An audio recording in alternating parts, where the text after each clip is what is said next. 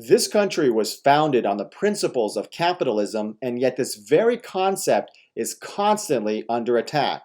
Moreover, as our next guest, Chris Martenson, warns, our government may be to blame for this mess. Holding an MBA from Cornell University and a PhD from Duke University, Mr. Martenson shares his extensive knowledge and wisdom through his website, peakprosperity.com. In this hard-hitting interview, Mr. Martenson discusses the very real threat of zombie companies and the ripple effect they can cause if they were to fail all at once. We highlighted both the imminent dangers as well as the profound opportunities of this dynamic at crushthestreet.com/Chris. Here, you'll find a detailed report exposing the globalist conspiracy as well as easy to adopt steps to protect yourself and your family. Once again, please go to crushthestreet.com/Chris. And with that, here's Chris Martenson. Hello, everyone, and welcome into crushthestreet.com. I got another exciting guest on the line with us today. Here, 2019, we're hitting the ground running. My goal is to bring the best, the brightest minds, and you will not be disappointed today. I have Chris Martenson of peakprosperity.com on the line with us today. He's a trained research scientist, a concerned citizen, and someone who's analyzed the markets now for years and really helped people break down what is going on. And that's exactly what we're going to do today in this call. We're going to break down what we're seeing in the economy at the moment. So without any further ado, Chris Martenson, thanks for coming on Crush the Street with me today. Hey, thanks for having me back. It's good to be here with you and all your listeners today. Absolutely. You're always welcome here at Crush the Street. Let's talk here. Let's talk the Fed. Let's talk the Trump dynamic as it pertains to the Fed. On April 14th, Donald Trump really cracked down with a tweet. I mean, he's been doing this now for some time. But he says, if the Fed had done its job properly, which it has not, the stock market would have been up 5,000 to 10,000 additional points, and GDP would have been well over 4% instead of 3% with almost no inflation. Quantitative tightening was a killer, should have done the exact opposite. And I think that's interesting. Prior to him becoming the president, he called the economy that we have a big fat bubble. And he's even had tweets way back when talking about, what the Fed is doing and it being potentially hyperinflationary, very inflationary, problematic. So what's the dynamic that you're seeing here? Well, I wish I could tell you I'm seeing something that's worth analyzing or that makes sense or there's some rational way to get at this. I know for a lot of people, myself included, noting the vast gap between who Trump was on the campaign trail and who he is as president, carrying on a very long American tradition of being person A on the campaign trail and person, 3 when you get to be president, not even on the same alphabet scale. So he talked about a bubble, a stock bubble. He was absolutely right. And now he's cheerleading an even larger bubble. He's mistakenly thinking that the Fed is somehow responsible for GDP growth. They're not supposed to be. They shouldn't be targeting that. Really, the Fed was supposed to be a lender of last resort. In an urgent crisis, you would take high quality collateral, you would discount it heavily, and you would make funds available, credits available that would be quickly reversed, right? Well, obviously, the Fed's become a lot more interventionist than that. And so Trump is not wrong in thinking that the Fed's mandate is a lot wider than where it started.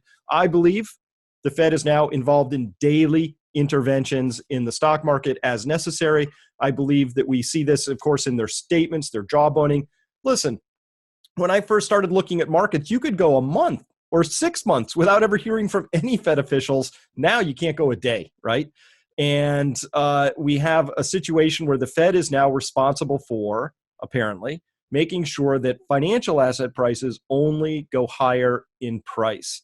And that's a mistake. It's an error. It's something that we've had to live with for far too long. Trump has hitched his wagon to it. Big mistake, I think. I could be wrong, but here's the thing. It's a binary outcome. Trump either lives or dies by that particular sword. So if he says, I'm the greatest president because the stock market is going up, when? I believe is a case of when we have that inevitable stock market decline. What does he do then? Say, he's going to quickly distance himself and say, that's not on me. That's on somebody else. So I think what he's doing here needs to be viewed through a negotiator lens. I think he knows, just like everybody else, the macroeconomic data is rolling over. It doesn't look good. We may not see another 2016 style rescue. If it rolls over, he gets to now point and say, I told you. It was those guys at the Fed. If they hadn't done what they'd done, this would have all been great, right? When instead, the true statement was the one he said on the campaign trail. We have a monster bubble out there in real estate. Just look at the literal crap show that San Francisco is based on real estate being way too high, right? Look at what we've got in terms of the overall expense of stocks and bonds at this particular point in time. Way too much. We have bubbles everywhere. And that is an original sin of the Fed. They shouldn't have done that. Here we are. And I think this is just Fed distancing on the part of Trump. The last time we talked, we were looking at the 10-year Treasury yield hitting 3%. And, guys like Jeffrey Gundlach of Double Line Capital have warned about the economy dealing with this higher interest rates and it being a critical level for the bond markets. And sure enough, towards the end of 2018, we had interest rates inching up and then the stock market starting to waver. And since then, we've seen a lot of volatility with stocks. Interest rates have come back down. The Fed has backed off a little bit and equities are bouncing back, and now we're at a 2.5% 10-year rate on the 10-year bond. So my question is, are we kind of are they doing a good job managing the markets with the interest rates that we're seeing? Or are we just boxed in here? How long can this go on for? I mean, all of these things are kind of running through our heads right now with just the conundrum that the economy is facing. Well, the financial markets have become the equivalent of a utility. I'd hesitate to call it a public utility because it's not the public that really benefits from that utility. It's really the 0.01% benefits the most, the 0.001% the most, right? And so on, with little dribs and drabs falling to lesser percentages under that. So look what happened in 2018. The Fed started to dial back its balance sheet just a little bit. This thing that had grotesquely swollen from 800 billion to 4.5 trillion. So they start reducing their balance sheet a little bit, but this is a global story now. So what happens is the Fed's doing that. Well, the ECB's balance sheet is still expanding, maybe not quite as fast, but still expanding. Japan's still expanding by a lot. China, who knows what they're up to, but they're throwing tons of liquidity into their marketplace. So in this global environment, you look at what's happening across all the central banks, and it's kind of irrelevant what the Fed is doing all by itself if we still see global aggregate money supply increasing. Now, that's what was happening. But even with the Fed slowing down a tiny bit, that was enough to cause, obviously, the volatility in the stock market that caught people's attention. But for people more financially alert, you notice that things like, well, we saw leveraged loans really starting to sneak out the back door. And these are some of the worst loans out there, obviously. And these are loans, not debt. And then we saw debt markets starting to fall apart a little bit. We had things like emerging markets. Remember Turkey? Remember, the lira's plunging and their interest rates are spiking. So we were seeing all of that volatility. And then things magically turned around on Christmas 2018. Mnuchin famously came out and said, well, I called a bunch of banks on Sunday, right? And then on that Tuesday, he's like, plunge protection team got called, right? And everything bounced viciously from there. And most people are saying, wow, look, the stock market's recovered. The Fed's doing a good job, but it's more than that. Every single chart I have takes off at the same time, including a chart showing the number of sovereign debt, or let's just call them all loans out there, or all debt instruments out there that are yielding negative interest. That had been declining down into December. Now it's skyrocketed back up. It went from $6 to over $10 trillion is now negative yielding debt again. So as the yields went down into negative territory, that means the prices went the opposite way. So since December, we've seen enough money in the markets to do what? Buy every stock on the face of the planet, buy every bond on the face of the planet. And all of that, when you look at it, the central banks freaked out. They went crazy. China doing the biggest amount, right? But we've seen a fiscal freak out, monetary freak out. Everything's happened, right? So the question, to get back long way around, you say, what can the markets really sustain? 3%, 2.5%? The answer is the markets can't sustain any sort of liquidity withdrawal, can't sustain any sort of an interest rate hike. Everything has to just be super well liquefied and everything has to keep growing or it's going to crash. That's the fear. That's what the central banks are afraid of. And so in this story, there's not, listen, you got to back way up. This is what we do at Peak Prosperity and say, great. So stocks, what are those? Well, those are a claim on a company. What are those? Well, those are, critical components of the economy. Well, what's that? Well, that's a thing that takes resources and puts value add on it and delivers it to consumers. Okay. So then stocks are a claim on the underlying economy. Yes. Bonds, same thing. So what you have to always look at is how big are the claims? How big is the economy? I know you just said Trump said we have a 3% economy. We don't. It's been closing in on 2% for a long time. Sometimes it bumps as high as 3, but other times it's as low as 1.5. So it's somewhere in the 2 zone mostly.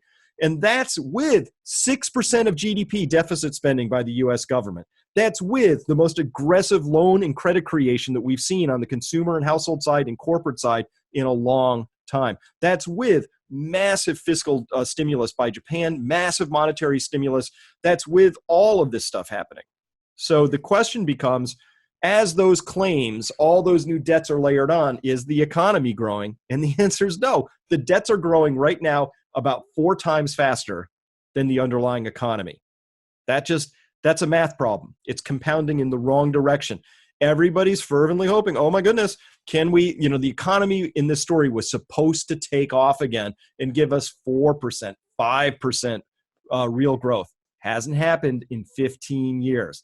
Ain't going to happen. I can explain why in terms of resources and oil prices, and we can talk about it in terms of overall debt saturation. However you want to look at it, the model we've been running as a culture since the late 70s, early 80s has been, can we grow debts twice as fast as the economy? And we had a big old hiccup in 91, 92, another one in 94, another one in 98, another one in 2000, another one in 2007, and so on. And the answer by the central banks has always been, let's ignore those hiccups. Let's just put more credit in the system. That'll work this time. Krugman comes out and says, we just didn't do enough, right? That's the story they've been running. But empirically, we have to say it's stupid to try and grow your debts at twice in other claims on the economy at twice the rate of the underlying economy. It's just, that's a math problem. It compounds against you. And that's where we are. That broke in 2008. We should have learned our lesson. We should have let Citibank and Goldman Sachs swirl the bowl and go down. We should have allowed GM to go out of business. And that creative destruction would have allowed actual, vibrant new companies to come forward. The most stunning statistic I have right now is that 14% of all companies right now are zombie companies, meaning their last 3 years of operating income was insufficient to even meet their interest payments on the debts they're carrying. That's a zombie company. They're walking. They're only still walking because you have additional credit going into the system. The Fed is desperately afraid to find out what happens if all those zombie companies go bust all at once. Well, guess what? Joblessness and economic, malaise and all that other stuff. But these are dead companies.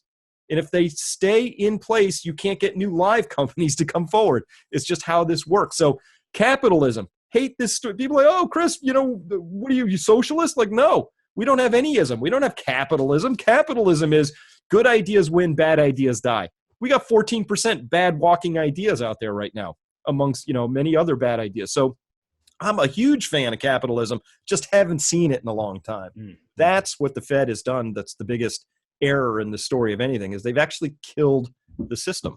Right. Well, and it's like when people talk about socialized medicine and, we don't have that here in the US. Well, we do have a spectrum of socialized medicine that's in place. It may not be, universal healthcare with a stamp on it, but there's an aspect of it that we do have that's certainly in place. And I tend to agree with you on everything you said there. I want to ask you this, and kind of a follow-up. Is the Fed apolitical? I mean, G. Edward Griffin has done a great job of really breaking down the origins of the Federal Reserve and how, it's owned by the banks and, started by the banks, for the banks, really in that situation. So is the success of the economy, the success of the Fed separate from the Trump administration or the Obama administration or the Democrats, the Republican, is the Fed have a goal that, that is totally disconnected from what Trump wants or what other presidents have wanted in the past? No, and let's rewind to Greenspan. There was a period of time when the first war of choice, the first Iraq war under Bush the one, was going down, where Alan Greenspan had visited the White House in a single month more times in that 1 month than every Fed chairman at that point in time in all of history up to that point in time collectively. So he started this political process, and it's continued ever since. So that's sort of that nose under the tent. That's where it started.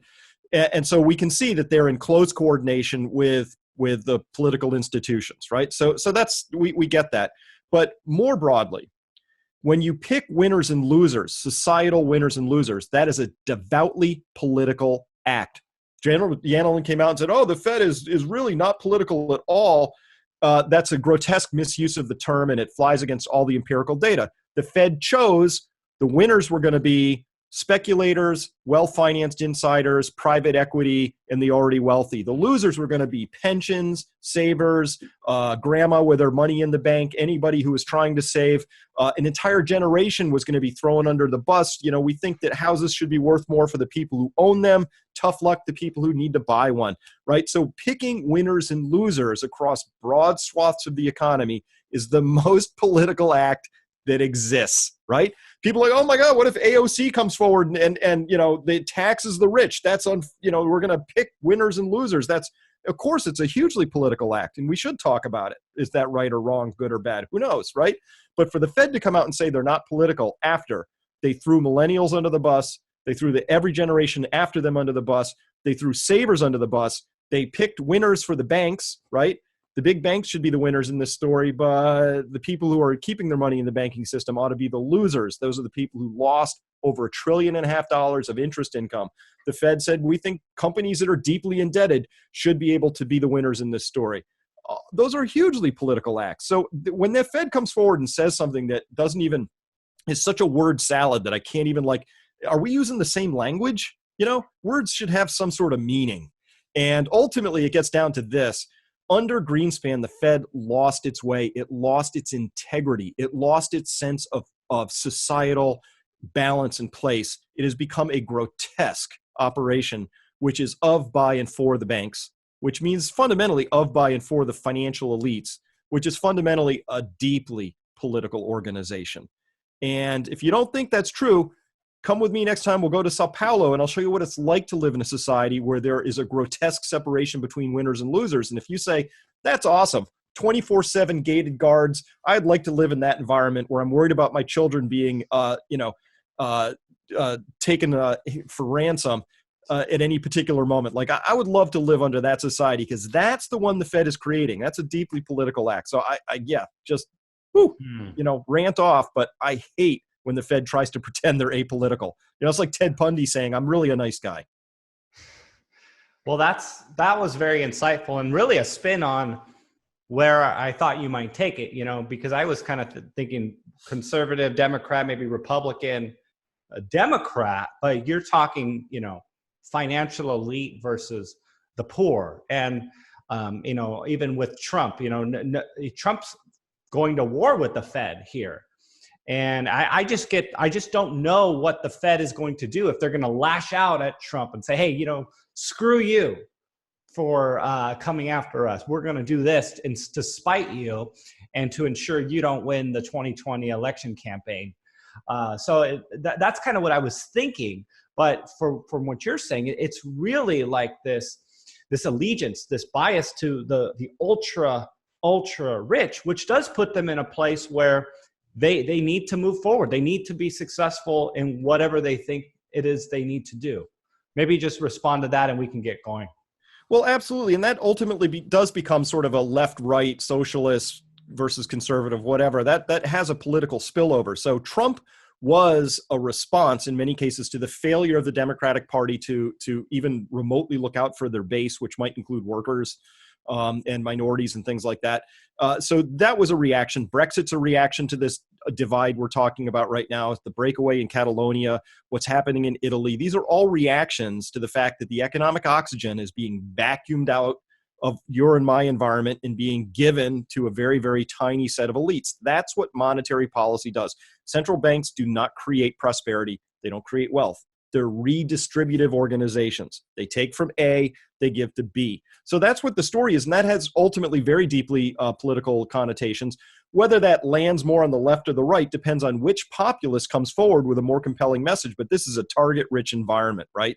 Anybody who comes forward and says, oh, we have to, it's time to heal and we need to be a centrist, they're going to lose to somebody who comes forward and says, those guys have been getting all the goods. It's time for you to get the goods. And that will be a very violent political act in terms of what we see in terms of polls and what happens, right? So if my quip has been for a long time, if you don't like Donald Trump, you're going to hate whoever comes next. I don't care which flavor they are, because they're going to be more populist, more reactionary, more divisive, because there's a lot of fuel there. But let's be clear, the Fed put a lot of that dry tinder at this particular thing. So to your, one part of your question, you said, will the Fed react to Donald Trump? The answer is no. They totally caved. If they wanted to, the Fed could have said, we're sticking with our rate hike policy. They could have brought the stock market down to some normal level. It would have felt like a correction to people. It would have made Trump look bad. The Fed is doing everything they can to make Trump look good by caving on the balance sheet reduction, caving on the interest rate hikes, and jawboning the market higher at every possibility. Those are all things that help Trump and help him a lot and allow him to come forward and say, I'm a genius, right? So if you wanted my summary, I think that the Fed has been doing everything in its power to enable Trump. And for people who are against Trump, they ought to look at that. But they've been dead silent on the whole subject, really. So is the Fed apolitical? No, not even close. All right, Chris. Let's get your thoughts on the demographic changes that we're seeing. The baby boomers, what are the statistics? Like some crazy number every single day are retiring. 10,000. 10,000 baby boomers a day. And then they own 70% of the wealth in the U.S. People argue, Harry Dent thinks it's a lot higher than that. But I'd like to get your thoughts on this transfer. Obviously, the millennials are larger by number now, but are being dwarfed by the amount of wealth that's concentrated in this demographic. But what's going to happen is there going to be a transfer of that wealth from the baby boomers to the millennials, or is there going to be slippage along the way somewhere?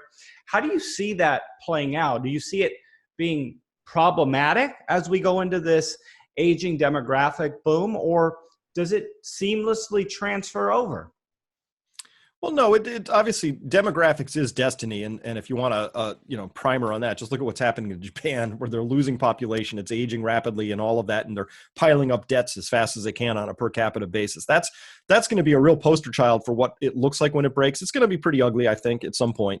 Now, if you do have a cohort, in this case the boomers, who happen to have a lot of wealth, that wealth has value if and only if you can do one thing with it, which is sell it to somebody else, right? Otherwise, you could try and transfer it, but for them to capture the wealth, they still need to sell it. The question is to who, or whom in this case, right? So the millennials do not have a lot of that wealth. So it's going to either have to be inherited, or the boomers are going to be disappointed as they try and sell to that particular cohort, because they don't have a lot of the ownership stake.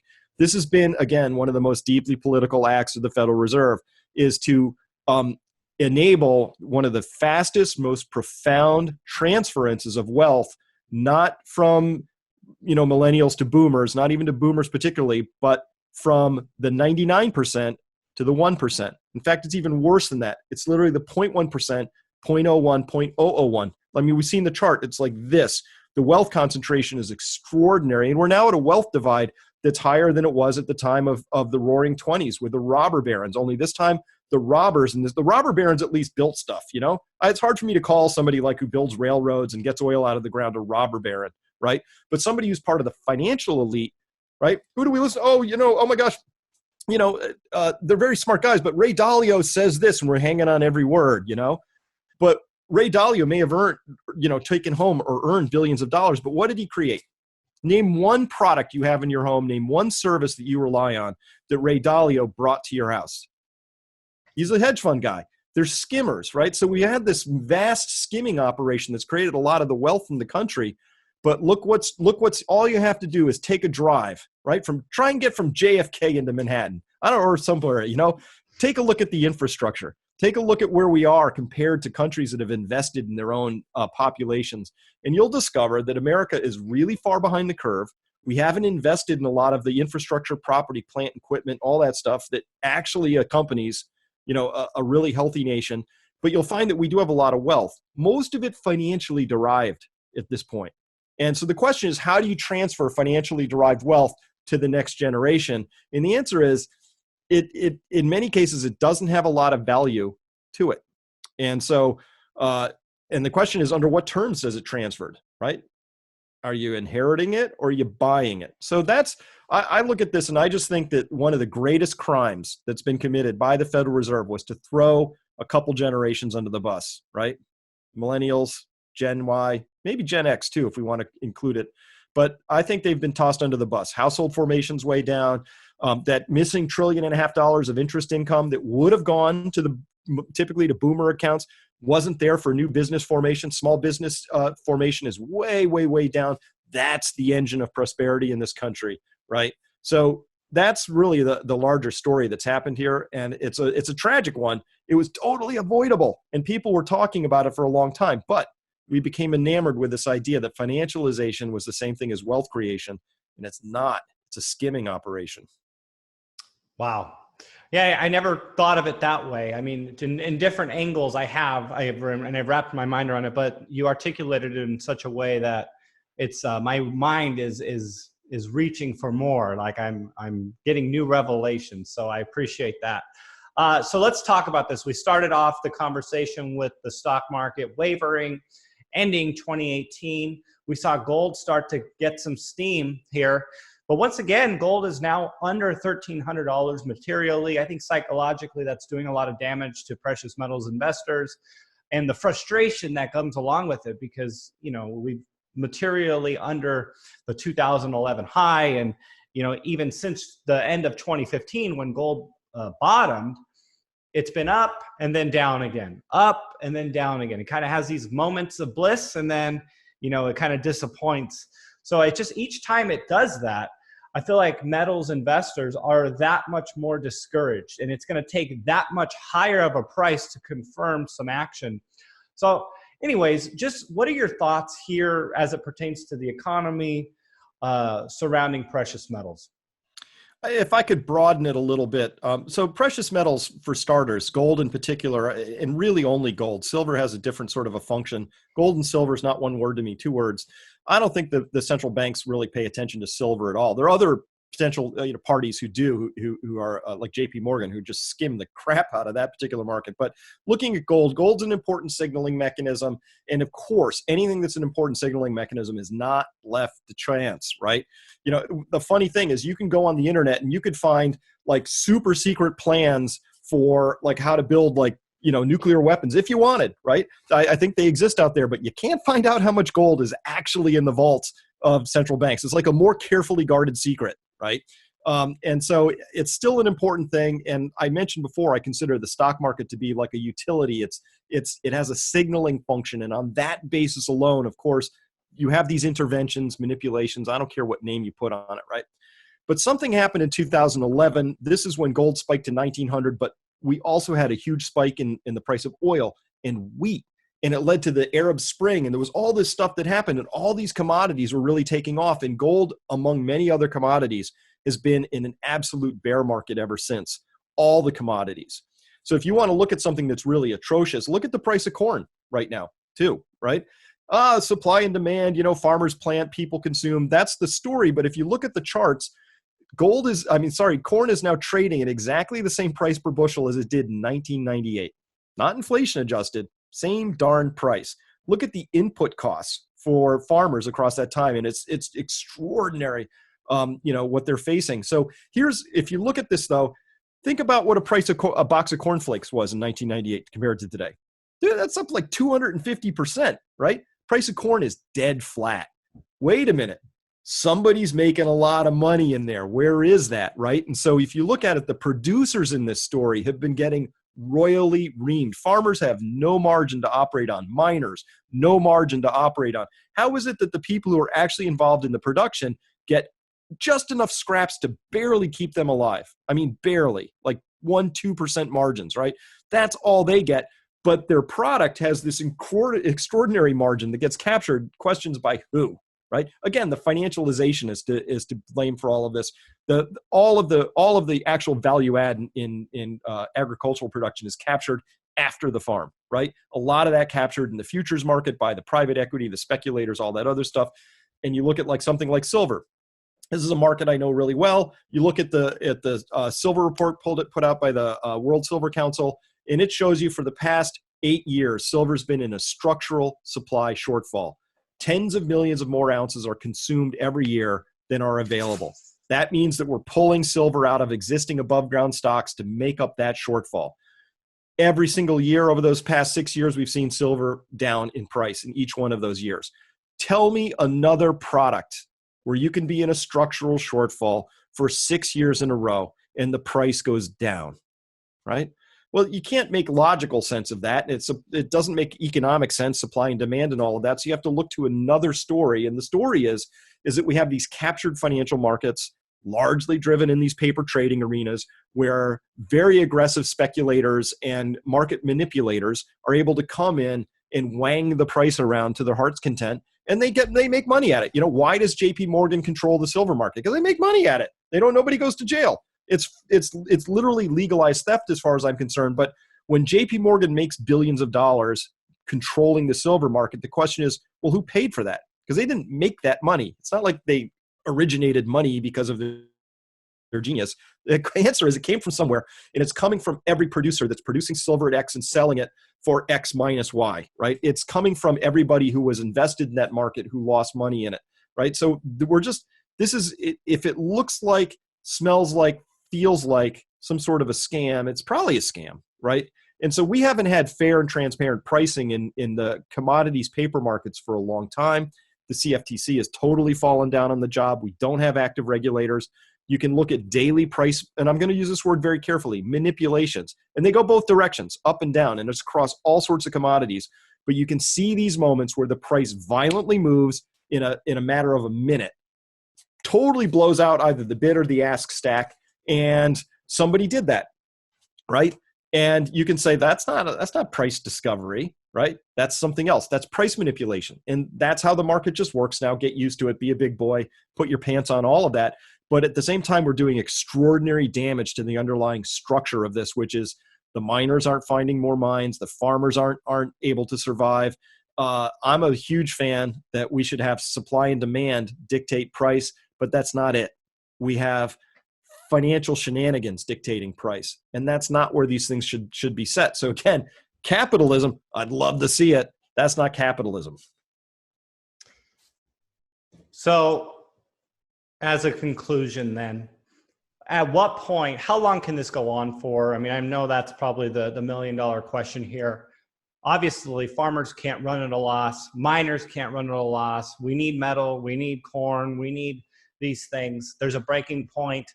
At some point, you know, what goes on in the Fugazi financial markets needs to meet the needs of what goes on in Main Street and in the physical world that we live in and we operate in this economy. So at what point does this break? Well, it's already breaking, I think, in France in the Yellow Vest protests, where people there, and a lot of people probably haven't even heard about it. It's been going on 22 weeks.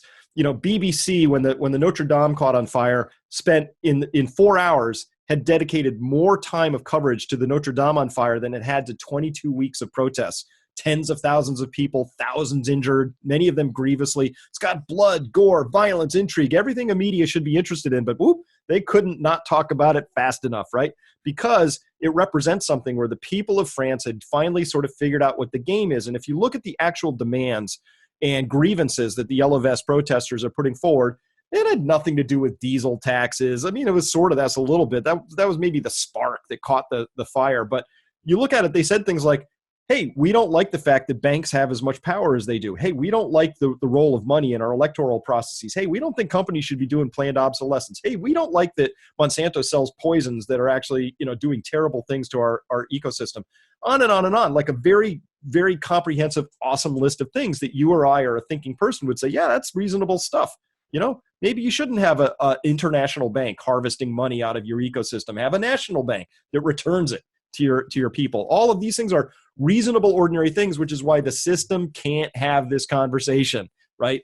So, but it's already reached the breaking point. And the breaking point is when people finally say, enough, we can't do this. So look, when the farmers go out of business, and many of them are going out of business this year, right? A lot of them, watch what happens. See who steps in and buys the farm. It's going to be a private equity firm. It's going to be a big banking concern. It's going to be somebody with access to capital. And what's happening is the central banks are printing money, giving it to their preferred players, and these are the people who end up with all the real assets. And they did it by printing money out of thin air, giving it to these people, and then they end up with the land. And the farmers will be hired back as tenant farmers to work the land that they just couldn't afford anymore. And so what we're seeing is a wealth transfer. They happen over and over again in history, but eventually people wake up and go, that doesn't feel very fair that these people have a printing press that costs them nothing, and they're using it to acquire all the assets that they're then forcing me to work on in a tenant relationship. This is where social revolutions come from. So at some point, there's a social breaking to all of this. But if you wanted something a little bit closer than that, because that could be decades in the making, it'll happen. But before then, I think we're going to see a spike in the price of oil at some point. It's going to be very damaging. It's going to be something that you can't print, and that's going to be the problem. And there's a whole larger story we don't have time to get into, but that relates to a very profound lack of global investment in oil, maturing of the legacy supergiant fields that's got decline rates that are going to be very hard to overcome. And we're going to go from a story of, woo, shales, too much, to, not enough. And that's going to happen pretty quickly. Couple years is I put that out at 1 to 2 years from now.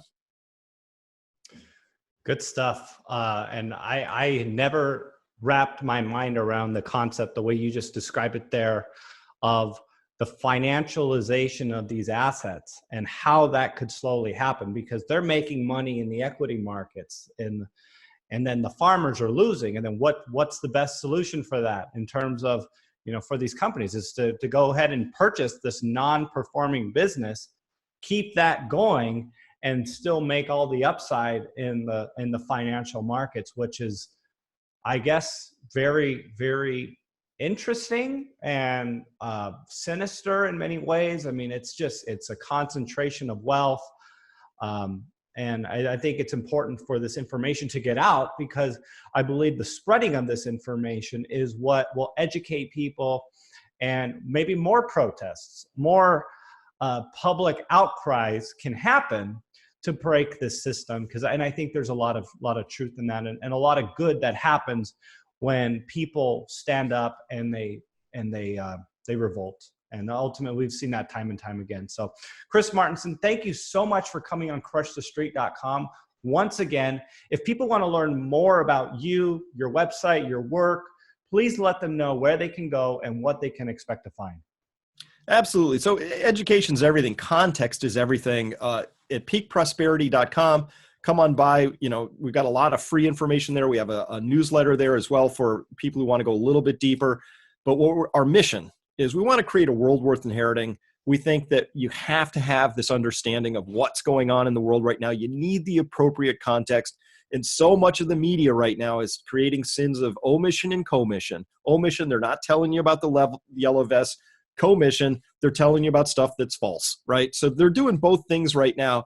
And all of that is in service to a system that I just described as a heavy financialized system that really works against the interests of the many and for the interests of the few. We're trying to reverse that process. We think there's ways to avoid being on the wrong side of the wealth transfer, which is happening as we speak. So that's our mission, is to help people have the context they need to take action to make the world a better place. Thank you so much, sir, for your time. It's very much appreciated here. Appreciate your time here at Crush the Street. You're welcome.